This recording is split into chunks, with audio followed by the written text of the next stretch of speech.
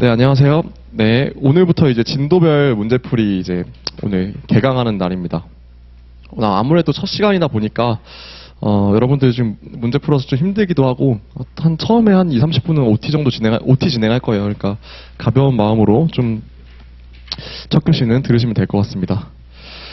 자, 수업 방식에 대해서 간단하게만 말씀드릴게요. 여러분들 지금 하프 모의고사 보셨잖아요. 앞으로 이제 8번, 오늘을 포함해서 이제 8차시 동안에 이제 하프 모의고사를 먼저 여러분들이 푸시고, 그 다음에, 이후에 수업을 진행할 예정입니다. 수업 교재는 제가 매주 이제 만들어 올 거고, 수업 당일날 배포를 할 거고요. 그 다음에 여러분들이 보신 모의고사의 문제, 그리고 답안, 그렇게, 해서 수업은 진행하도록 하겠습니다. 처음 오신 분이 있어서 말씀을 드리는 건데, 오늘 여러분들이 푸신 문제, 표지에 이메일 적으셨잖아요. 제가 다음 시간, 그러니까 다음 주에 그걸 채점해서 드리는 게 아니라, 빠르면 내일, 늦으면은 주말이 되기 전까지, 채점을 해서 여러분들 메일로, 제 첨삭이 아마 보내질 거예요. 학원 측 통해서 보내질 거고, 첨삭을 일주일 동안 기다리시지 않아도 좀 미리 받아보실 수 있도록 그렇게 하겠습니다. 자, 그러면 이제 우리가 지금 기본 강의 들었고, 뭐 압축, 심화, 뭐 이런 거 했고, 그 다음에 기출문제 풀이까지 했어요. 그 다음이 이제 진도별 문제풀이인데, 그러면 이번 과정에서는 뭘 하냐 도대체? 응? 뭘 하냐? 간략하게 말씀드리면은, 일단은 방금 말씀드린 것처럼 50점 100점 문제 풀고, 그 다음에 이제 분야별, 주제별로 이제 핵심 정리를 할 예정입니다. 핵심 정리가 막 단순히 뭐 요약한다는 개념은 아니고요. 여러분들이 뭐 단순 요약 같은 경우는 그냥 술술 넘어갈 거예요. 근데 이제 판단에 있어서 애매한 부분들이 있잖아요. 우리 평가 판단에 있어서 좀 애매한 부분들, 그런 것들이 나왔을 때 어떻게 다뤄야 되는지, 그리고 그거와 관련된 판례나 사례가 어떻게 되어 있는지를 위주로 수업을 진행할 예정입니다. 뭐 강의 계획서 보셨는지 모르겠지만 여러분들은 뭐 진도표에서 여전히 하나만, 제가 저번 시간에도 하나만 유의하시면 된다 했죠. 시험 시간이 6시 30분인 거, 예, 그것만 보시면 됩니다. 그리고 6시 30분에 오셔서 테스트하고 계시면은 제가 본 강의는 7시 20분부터 시작해서 우리 지금 수업이 이제 10시 10분에 끝나는 걸로 되어 있거든요. 근데 이제 여러분도 좀 멀잖아요. 그쵸? 혹시 대충 어디서 오셨어요? 어느 동네 오셨어요? 어디요? 대학동에 어디지? 가깝나요? 그래도 가까우시네. 마지막 교시는 되도록이면 그래도 10시 정도에는 끝내려고 노력을 할 거예요. 근데 만약에 안 돼도 만약에 만약에 안 돼도 여러분들 좀 이해를 좀 해주셨으면 좋겠어요. 최대한 빨리 마지막 교시는 그래도 이제 끝내드리도록 노력을 할게요. 내가 기대했던 바는 아닌데. 알겠습니다. 그 다음에 뭐 강의 계획서는 이 정도 보면 될 것 같고, 오늘 교재 볼게요. 오늘 교재 관세평가 요약 1이라고 써있는 거. 네.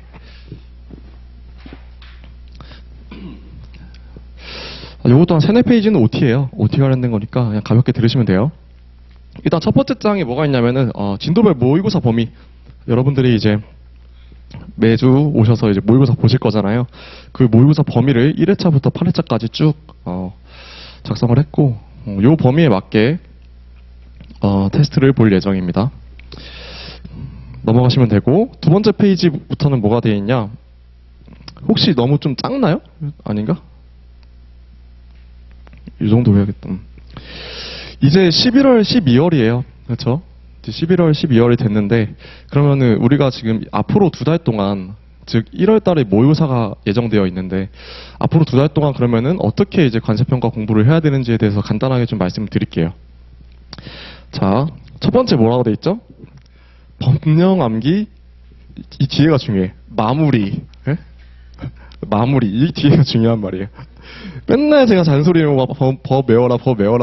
이게 아니라 11월, 12월까지는 마무리를 해라. 네? 여러분들. 네? 최근 3년 동안에 법령 기술 문제의 비중이 굉장히 급증했어요. 많게는 60에서 70%까지 나오고 있죠. 그렇기 때문에 여러분들 예전 같았으면은 법령을 정확히 쓰는 게 그냥 그렇게 평가해서 크게 중요하지는 않았는데 이제는 그렇지 않다. 그러니까 여러분들 미진했던 법령 암기를 12월 전까지는 마무리해 주셔라. 그리고 시험날까지 가져갈 그 법령 암기 툴을 좀 확정해 주실 필요가 있어요. 여러분들 뭐 법령집으로 하시는 분은 법령집으로, 아니면 뭐 교재로 하시는 분은 교재로, 아니 별도로 뭐 암기시나 따로 자료를 만드신 분들은 그거를 바탕으로 해서 이제 시험날까지 내년 6월까지 그것만 계속 반복해서 외우고 복습하고 반복하고 계속 그렇게 할 수 있도록. 왜냐면은 툴을 중간에 바꾸면은 눈에 익지가 않거든요. 그러니까 툴을 좀 미리 좀 정해서 확정을 해주시는 게 좋을 것 같고, 필요한 거 있으시면 저한테 말씀해 주세요. 제가 또 도울 수 있는 부분이 있으면 돕겠습니다. 그리고 이제 마지막 체크가 뭐라고 되어 있냐면은, 단순히 이제 암기만 하면은 한마디로 문제에서 뭘 쓰라는 건지 모를 수가 있거든요. 그러니까 단순히 그냥 암기만 하기보다는 이해가 어느 정도 된 상태에서 암기를 해야 된다. 근데 여러분들 이제 지금 한 11월 정도 됐으면 이해는 어느 정도는 되셨을 거라고 판단이 되고요. 그렇기 때문에 그 이해한 거를 바탕으로 암기를 조금 더 다듬어가는 시간이 됐으면 좋겠다 라고 해서 1번이 넣었어요. 1번에 법령 암기 마무리. 그리고 2번, 약점이라고 생각하는 주제를 좀 보완해라. 그쵸? 그러니까 저는 이거는 관세평가 과목뿐만 아니라 이거는 그 우리 2차 과목 4과목의 밸런스에 대한 얘기기도 해요. 그러니까 약점을 안 만드는 게 좀 중요하다고 생각하거든요. 뭐 내가 다른 3과목 다 잘하는데 한 과목 뭐 예를 들어 평가라고 치면은 평가를 잘 못한다, 아니면 HS를 잘 못한다, 그 약점인 과목을 안 만드는 게 중요합니다. 예. 딱히 엄청나게 잘하는 과목이 있는 것도 좋지만 약점을 만들지 않는 게 더 중요해요. 이걸 이제 관세평가에 대입을 하면은 이제 약점이라고 생각하는 주제, 스스로가 특정 주제가 좀 약하다라고 하는 부분이 있으면은 12월까지 조금 그 부분에 대한 이론을 보완을 하시는 게 좋습니다. 특히 이제 여러분들이 이제 놓치기 쉬운 대체평가 방법, 그 다음에 특수물품의 과세가격 결정 방법. 이게 비중이 낮지만 안 중요한 건 아니거든요. 물론 1방법이 가장 중요하긴 해요. 그렇다고 해서 여러분들이 대체평가 방법이나 뭐 이 방법 이하의 것들을 놓치시거나 아예 그냥 조금 머릿속에서 조금 이미 좀 멀어졌다고, 친하지 않다고 느끼는 부분은 없도록 해주시는 게 좋습니다. 3번. 여러분들 가장 힘들어하는 거죠. 시간 내 답안 작성 연습. 그러니까 결국에는 시간 내에 모든 문제를 풀어야지 합격권 안에 들 수 있어요. 여러분들이 지금은 조금 어렵죠. 사실 어려워요. 지금 당장에 뭐 시간 내에 모든 문제를 다 푸는 건 어렵고, 내년 6월이 됐을 때는 결과적으로 모든 문제를 다 풀어야지 합격권 안에 들 수 있거든요. 그 해에 문제가 진짜 엄청나게 어려워서 다들 다 못 쓰고 난리 나지 않는 이상은 대부분 합격권에 드신 분들은 모든 문제를 다 다룹니다. 시간 안에. 그렇기 때문에 여러분들이 이제 당장은 어려울지라도 시간 내에 문제를 답안을 작성하는 연습을 지금부터 하시는 것이 좋고, 지금부터 시작해서 아마 시험 전주까지 계속 하시게 되실 거예요. 1월 달부터는 모의고사 과정 들어가니까. 만약에 오늘처럼 문제를 못 다뤘어요. 오늘처럼 뭐 다루지 못한 문제가 있어. 그럼에도 불구하고 아예 손 못 대는 문항은 없도록, 되도록. 이 말은 뭐예요? 되도록 부분 점수라도 가져갈 수 있도록. 여러분들 마지막에 뭐 아까 저한테 답만 쓴다 했잖아요. 그쵸? 답이라도 쓰도록. 그쵸? 그렇게 최대한 그 1점, 0.5점을 더 받도록 하는 노력을 여러분들이 지금부터 하는 게 좋습니다. 마지막 4번은 공부 범위를 넓힐 수 있는 마지막 기간이라고 되어 있고 물음표가 되어 있죠.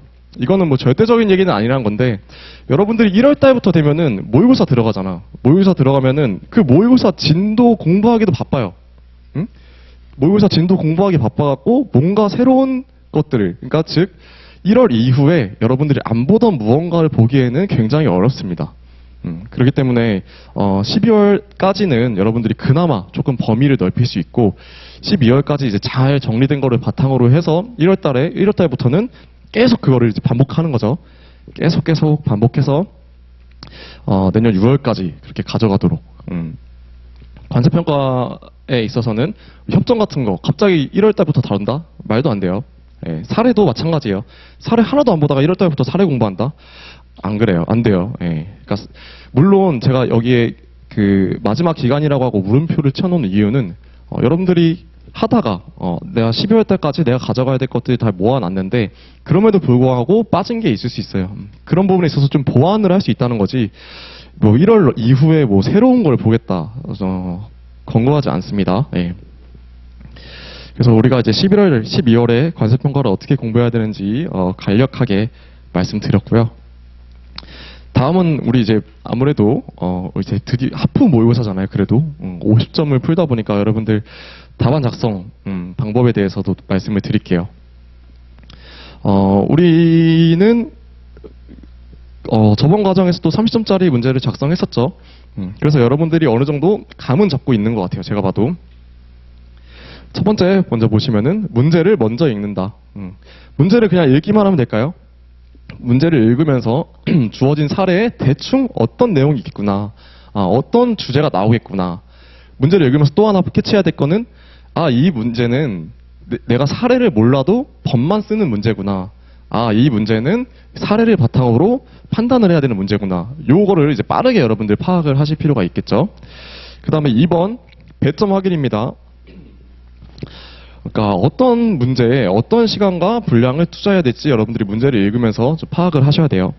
일반적으로 이제 법령 서술 문제 같은 경우에는 배점을 맞게 쓰는 게 중요하죠. 밑도 끝도 없이 쓰시면 안 되기 때문에 그거를 판단해야 되고 사례 분석 혹은 뭐 평가 처리해야 되는 문제의 경우에는 비교적 적어야 될 게 많지 않을 수는 있지만 배점이 클 가능성이 크다. 그래서 잘 유익 있게 문제를 배점과 함께 확인을 하셔야 됩니다.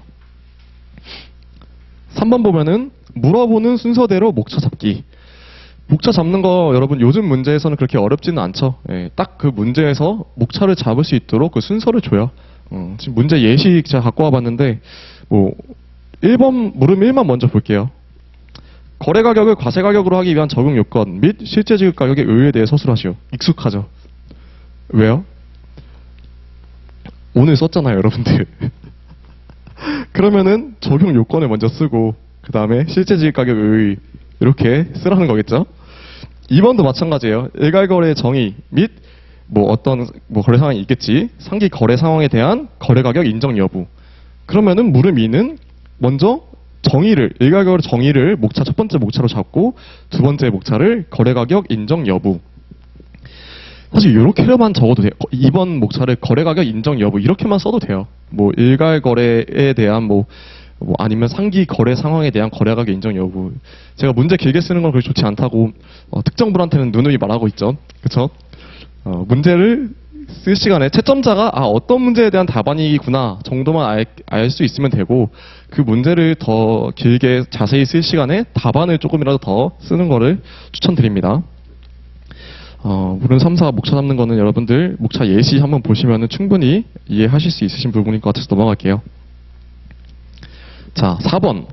반드시 순서대로 풀 필요는 없다. 여러분들이 이제 시험지를 딱 받으면은 바로 풀어요? 1번 문제부터 푸나요? 풀어요? 안 풀어요? 그러니까 원래 시험지를 딱 받으면은 우리 지금 하프 모의고사에서 문제가 크게 이제 두 문제잖아요.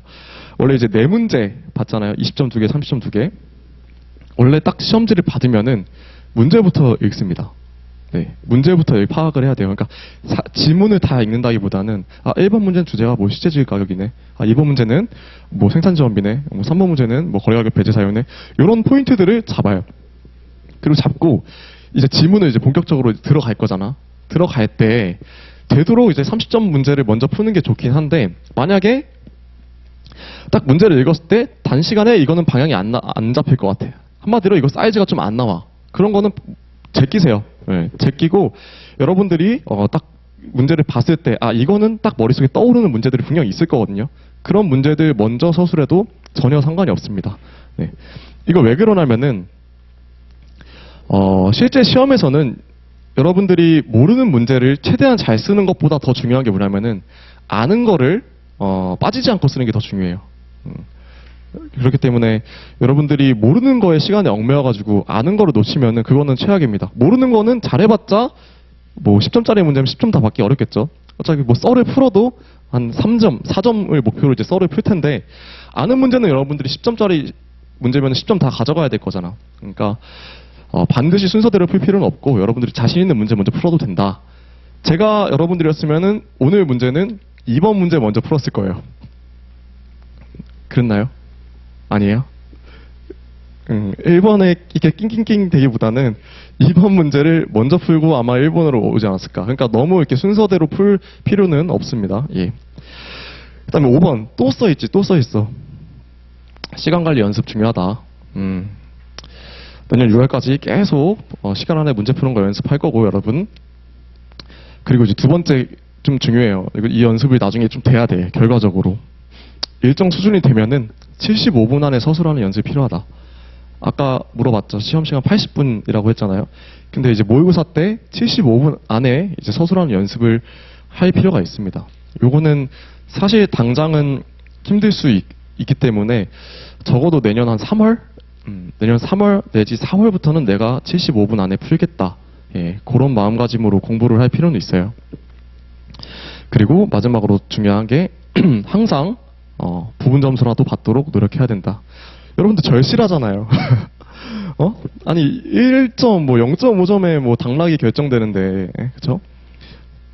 최대한 뭐 부분 점수라도 어느 정도 가져가도록 노력해야겠죠. 요거는 사실 관세평가뿐만 아니라 다른 과목도 다 마찬가지입니다. 최대한 부분 점수라도 0.5점, 1점이라도 받도록 여러분들 최선을 다하시는 걸 추천이 아니라 반드시 이렇게 하셔야 됩니다. 예. 자, 이제 OT는 여기까지 진행하도록 하고요. 관세평가 총설, 오늘 이제 관세평가 총설하고 뭐 환율하고 그 다음에 수출 판매까지 진도 나갈 거예요. 그 앞부분은 사실 뭐 여러분들이 이론적인 부분이잖아요. 그렇죠? 뭐 총설이나 뭐 오늘 여러분들이 서술하셨어요. 관련적 가격, 실증적 가격 이런 거는 이론적인 부분인데 그래도 이제 안 하고 가긴 좀 찝찝한 부분이 있어요. 그래서 하는 차원이라고 생각하시면 돼요. 자, 총설 먼저 보겠습니다. 관세평가는 당연히 관세법에 근거하죠. 그리고 뭐 종가세 적용, 대부분은 이제 종가세가 적용이 되기 때문에 종가세가 적용되는 물품의 과세 표준은 과세 가격이다. 그 과세 가격을 정하는 학문이 우리 관세평가다. 그렇죠? 관세평가는 사실 그 법조문이 여러분 아시겠지만 6개밖에 안 돼요.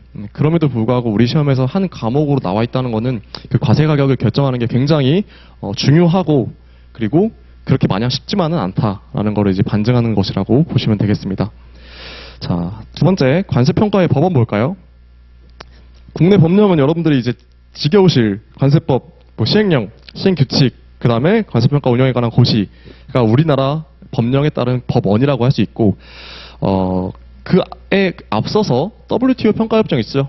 우리 이제 저번 시간에 많이 다뤘던 WTO 평가협정인데 이 평가협정을 받아들여서 우리나라 관세법 혹은 뭐 시행령, 시행규칙에 이 협정에 따른 그 협정의 정신이 이제 반영된 결과물이라고 보시면 됩니다.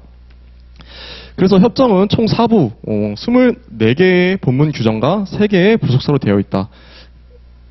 절대 외우지 마세요. 네. 그리고 이러한 협정의 적절한 집행을 위해 우리 이제 뭐 결정 몇 이런 거 있잖아요.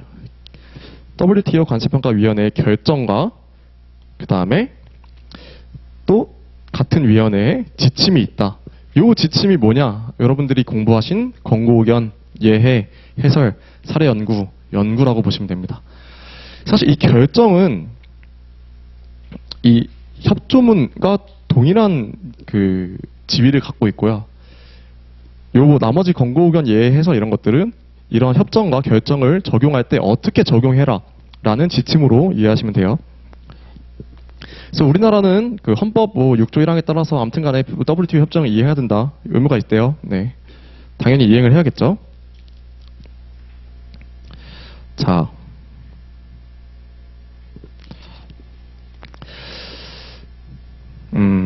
네. 요거까지만 하고 우리 잠깐 쉬었다가 문제 풀고 그 다음 진도 나갈게요. 우리 오늘 문제 푼 것. 그쵸? 해설하고 나갈게요. 3번. 관세평가의 연역입니다. 일명 이제 브뤼셀 평가협정이죠. BDB. 그 다음에 가트, WTO. 여러분들이 이렇게 두 개로 나눠서 알고 있을 거예요. 이 가트 7조. 요게 사실 가장 먼저 만들어졌고 이 가트 7조를 어떻게 적용할까에 대해서 협약이 만들어진 게 이 두 개라고 보시면 되거든요. 일단은 가장 근본적인 차이는 뭐예요? BDB 시절에는 관념적 가격, 그 다음에 가트 시절에는 실증적 가격. 가격 원칙은 너무 잘 아실 정상 가격과 거래 가격. 요거 쓰셨어요? 답안지에? 잘 쓰셨어요. 과세주의는 BDB는 원칙이 CIF고 예외가 FOB다. 근데 이제 가트에서는 최악국의 선택에 맡겼다. 요게 문제가 돼가지고 그 맨 아래 한계랑 연결이 되죠. CIF 주의를 채택하다 보니까 미국과 캐나다 같은 이제 FOB 주의를 채택하는 강대국들의 호응을 받지 못하게 됐어요. 그래서 이제 한계, 그러니까 강대국들로부터 이제 외면을 받아서 국제 규범이라고 작용하기에는 좀 한계가 있었고 그를 만회하기 위해서 이제 가트에서 이제 제7조 이행에 관한 협정이 79년에 생긴 겁니다. 그 의의를 보시면 과세주의 조건의 확대 그리고 실증적 가격을 채택을 했다. 그리고 아까 말한 것처럼 모든 채약국이 WTO에 가입한 모든 채약국이 이게 당연하게 적용이 되는 것이기 때문에 진정한 의미의 국제적인 관세평가 표준을 이뤘다. 네, 그렇습니다. 그리고 이제 4번이 관념적 가격과 실증적 가격의 차이고 협약의 근거는 BDB와 가트 그리고 과세 가격은 정상 가격과 거래 가격. 정상 가격이 뭐다? 평가 대상 물품이 상호 독립된 구매자와 판매자 간의 거래에서 판매되어 마땅한 가격. 그러니까 너랑 내가 어떻게 사고 팔고를 떠나서 100원이 마땅한 가격이다라고 하면은 정상 가격이 100원이 되는 거예요. 제가 120원에 사든 80원에 사든 상관없이 하나의 물건에 하나의 마땅한 가격이 있다는 거겠죠. 그렇기 때문에 관념적 가격에서는 일물일가 원칙을 채택하고 있고 실증적 가격은 아니다. 너랑 내가 얼마에 사고 팔면 그게 존중돼야 된다. 그게 바로 실증적 가격이고 실제로 판매된 가격이다. 그렇기 때문에 하나의 물품이어도 협상이나 거래 상황에 따라서 가격이 다를 수 있다. 그래서 이제 일물 단가를 채택하고 있습니다. 할인, 일단 관념적 가격에서는 할인은 기본적으로 인정하지 않고 있고 실증적 가격, 가트에서는 할인은 특별 조건이 없는 경우 그 자체로 존중되어야 된다. 우리 협정할 때 배웠었죠? 할인 그 자체만으로 거래 가격을 배제하면 안 됩니다. 관념적 가격은 일단 그 하나의 물품에 하나의 마땅한 가격이 있다 보니까 이 방법 이하가 필요 없는 거예요. 그래서 이제 대체 평가 방법을 규정하지 않고 있고 실증적 가격은 거래 상황이 너무나도 다양하고 복잡할 수 있기 때문에 1방법이 적용이 안 되면은 이제 2방법 이하 이제 대체 평가 방법을 규정하고 있다. 이 정도로 이해하시면 될 것 같습니다. 네. 일단은 OT 겸